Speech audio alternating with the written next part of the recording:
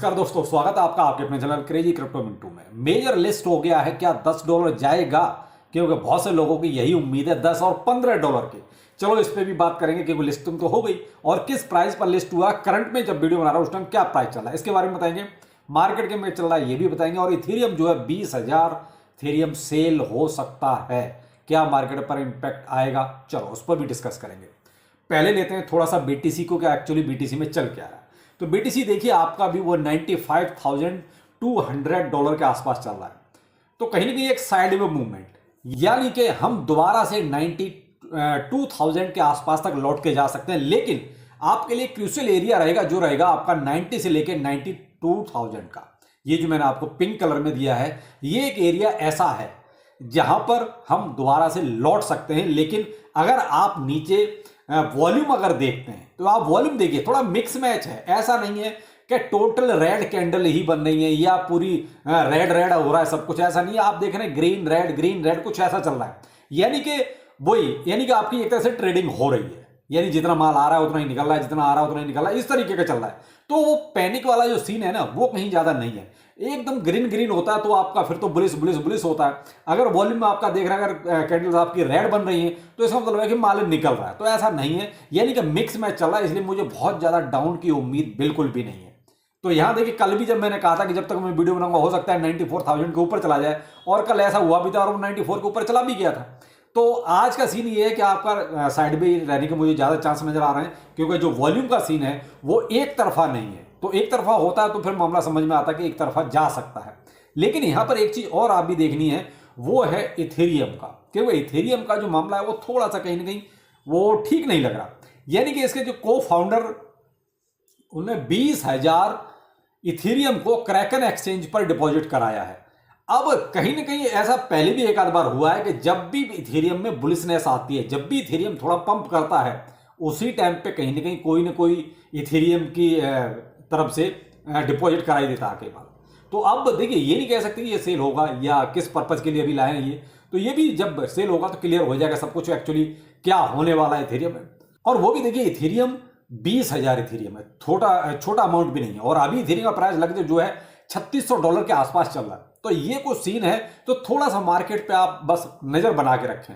तो और इसमें ज्यादा कुछ देखिए, मार्केट में ज्यादा कुछ ऐसा चल नहीं रहा है जैसे ये कहा जाए कि हाँ ऐसा कुछ अभी हो रहा है, बहुत ज्यादा इधर उधर कुछ हो रहा है। तो ऐसा कुछ है नहीं, क्योंकि अब मंथली एंड है तो वो क्लोजिंग वाला सीन भी रहता है। दूसरा, आपका वीकेंड भी बस शुरू होने वाला है, तो फिर से वही एक साइड में मूवमेंट ही मुझे रहने की ज्यादा उम्मीद रखा था। अभी मुझे ये थोड़ा सा इस हफ्ते में तो नहीं कि ये 100 के छुएगा, लेकिन कई बार ऐसा भी होता है कि क्रिप्टो है, कभी भी कुछ भी हो जाता है। लेकिन जो चांस है वो 100 के इस हफ्ते में तो कम ही नजर आ रहा है। बाकी आप चलते हैं मेजर पर कि मेजर में क्या हो रहा है। तो देखिए, जब मैं वीडियो बना रहा हूं उस टाइम इसका प्राइस अप्रॉक्स $1.1 के आसपास चल रहा है। लिस्टिंग प्राइस का 0.03 के आसपास था, यानी कि जो उम्मीद थी कि ये शायद $1 के आसपास लिस्ट हो सकता है, तो भाई देखिए इसका लिस्टिंग प्राइस $1 तो नहीं था। अब बात आती है ये जो बिटगेट पर एक स्पाइक जो लगा इसमें, वो $1.5 के आसपास तक लगा। और मैंने आपको दोनों का अपडेट भी दिए, लिस्टिंग प्राइस का भी दिया और उसका भी दिया। अब क्या ये $10 और जो $15 की जो लोग अभी उम्मीद लगा के बैठे हैं रिसेंटली में, क्या वहां जाएगा? मैं देखो, जितनी इसकी सप्लाई है, जिस हिसाब से इसकी लिस्टिंग की जो बातें हुई हैं, जितना इसने कमाया है, भाई आप लोगों से कमाया भी अच्छा भी बताते हैं वो भी, तो उस हिसाब से तो पहले इसको लिस्टिंग प्राइस ही एक बहुत अच्छा लेके आना चाहिए था। यानी कम से कम मरे से मरे $1 तो लाना ही चाहिए था। तो वो ये $0.03 के आसपास तो लिस्टिंग प्राइस लेके आया। वहीं से समझ में आ गया कि भाई उतनी दम अभी तो नहीं है।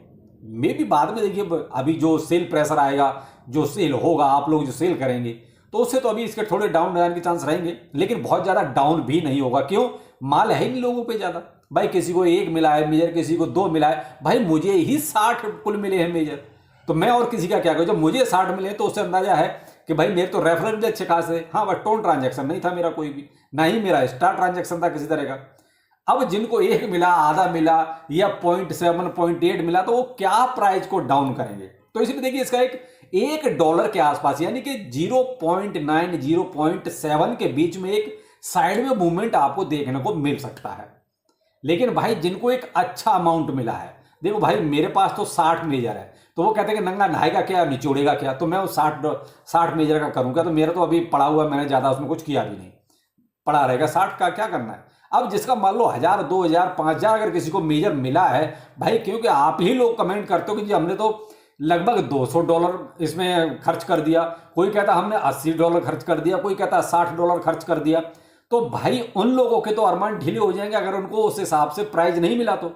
लेकिन जिनको एक अच्छा अमाउंट मेजर का मिला है, मान लीजिए 1000, 2000 या इससे ऊपर, तो भाई आप 1.2, 1.3 या 1.4 के आसपास आपको अगर कोई प्राइज मिल जाए तो एक बार सेल कर देना।